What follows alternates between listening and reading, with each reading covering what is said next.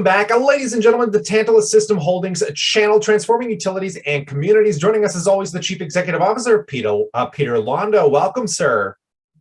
Kyle, good morning.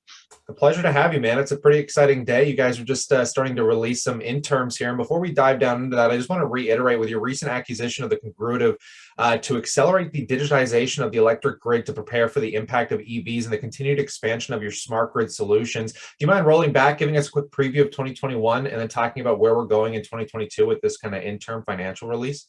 Yeah, absolutely, Kyle. So on the recent announcement of our 2021 financials, which from our perspective marks a pretty successful year for the company. We generated $32.2 million of revenue.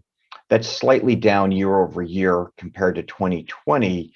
But we, through our announcements, identified a specific dollar amount of revenue that slid from 2021 unexpectedly into 2022 because of very specific supply chain constraints on our end, as well as with our metering partners, which is a phenomenon that's unfolding not only for Tantalus, but just multiple industries across the globe as electronic components and logistics are a little challenged in terms of supply chain and lead times.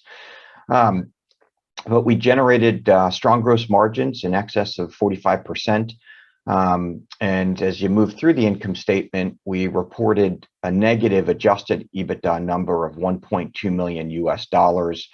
It's unfortunate that it's the first time that we've had negative EBITDA in 5 years. Prior to 2021, we had 4 consecutive years of positive EBITDA.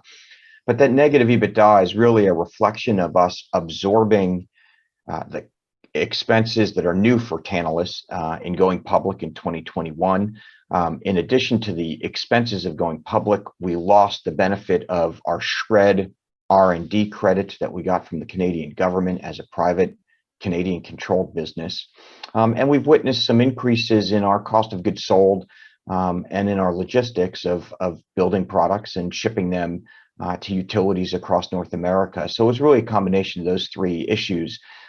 With that said, our balance sheet has never been stronger in our company's history on the success of the 2 financings that we completed in 2021. Our working capital remains extremely positive, over 10, 12, $13 million of positive working capital at the end of the year.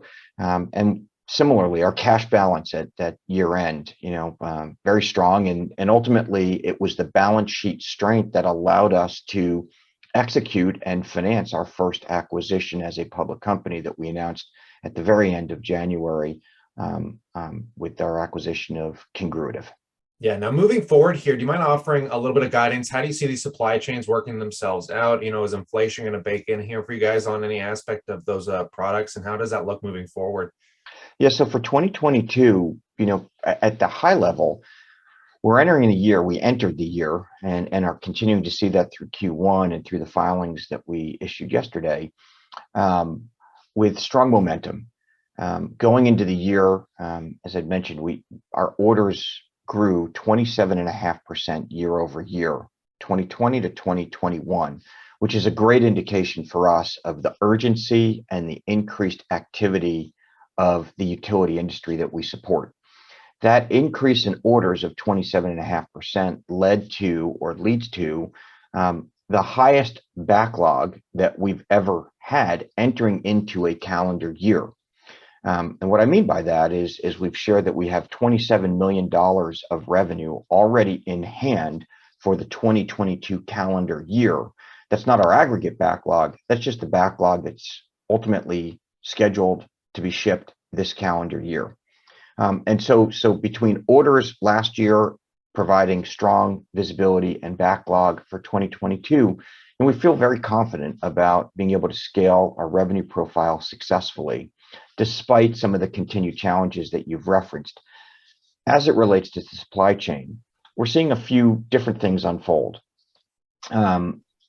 We are seeing some stabilization of the longer lead time parts that we manage through our own supply chain and through our own set of vendors. We are seeing different lead times with our metering partners. And as you may recall, Kyle, our communications module, which is the brains of our smart grid platform that accesses and analyzes all of the data at the very edge of the grid for utilities, that device gets integrated into meter partners, and our meter partners vary on their lead times. With that said, we have seen stable lead times from the meter partners, certainly over the last 3 or 4 months, materialize.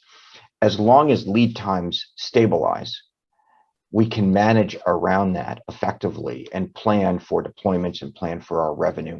And so we continue to see some stabilization of those lead times, which is the basis for us to manage the business in 2022 and 2023. There's still extended lead times, but as long as they're stable, we can manage accordingly. And so we do see some, I think, normalization, if you will, on the supply chain. As it relates to the inflationary pressure that you referenced, yeah, we are witnessing it for sure. We see that in a couple of different ways. It manifests in supply chain with components and logistics. We're also seeing it as we try to hire and scale our business with, people expecting increased wages above and beyond what we have historically had to compensate for. So, I think that's not unique to Tantalus. That is just a new issue for companies in our sector, as well as companies in the broader technology industry. And we're managing through that effectively. I don't see it really creating too much disruption in our business. We'll manage that as well through, absorbing some of that inflationary pressure, but also working with our customers to increase our pricing to them so that we're not absorbing 100% of those inflationary pressures, and as a result, being able to maintain very strong gross margins. That's great to hear. I feel like you've given us a lot of insight today, Peter. Thanks so much for coming out. Yeah, great to see you, Kyle. We'll look forward to following up and certainly having some very hopefully exciting news on the heels of our acquisition with Congruitive as we get that technology deployed into the utility industry and really start to expand our total addressable market opportunity with that software capability.